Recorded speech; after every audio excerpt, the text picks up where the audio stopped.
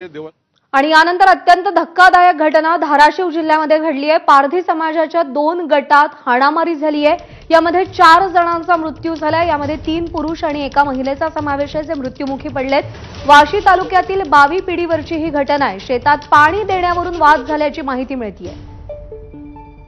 अप्पासाहेब शेळके आपले प्रतिनिधी सध्या आपल्यासोबत आहेत। अप्पासाहेब, ही घटना संपूर्ण नेमकी कशी घडली?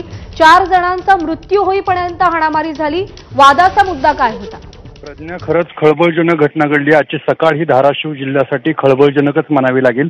मध्यरात्रीच्या सुमारास ही घटना घडली आहे। वाशी तालुक्यातील बावी पिढी जी आहे तिथं पारधी समाजात आपसातील भांडणावरून हा वाद झाला।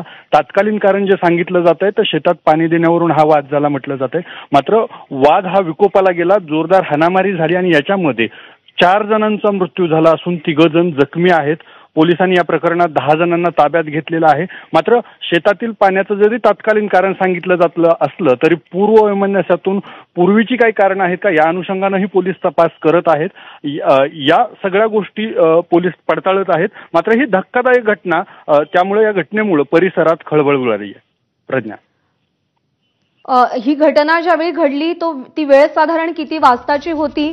कोणी स्थानिक हे सगळं थांबवण्यासाठी पोहोचले नाहीत का? या संदर्भात काही कळू शकलंय?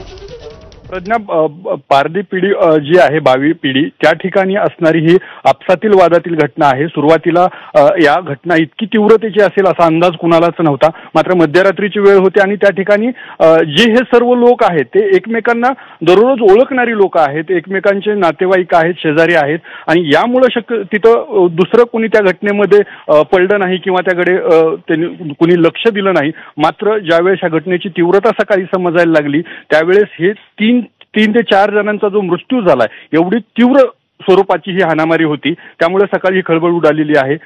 पोलीस आता याचा तपास करत आहेत की नेमकं ह्याचं कारण काय आहे। सध्या तरी शेतात पाणी देण्याच्या वादावरूनच ही घटना झाल्याचं प्राथमिक अंदाज आहे।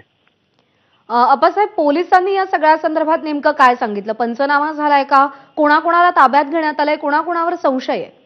पोलिसांनी 10 जणांना ताब्यात घेतलेलं आहे संशयित म्हणून। तिथं संबंधित असणारे सगळे पोलीस या घटनेची पडताळणी करत आहेत आणि पोलीस तपासानंतर आपल्याला ह्या घटनेची अधिक माहिती समोर येईल। प्रज्ञा, निश्चित। अप्पासाहेब, धन्यवाद दिलेल्या सविस्तर अपडेटसाठी।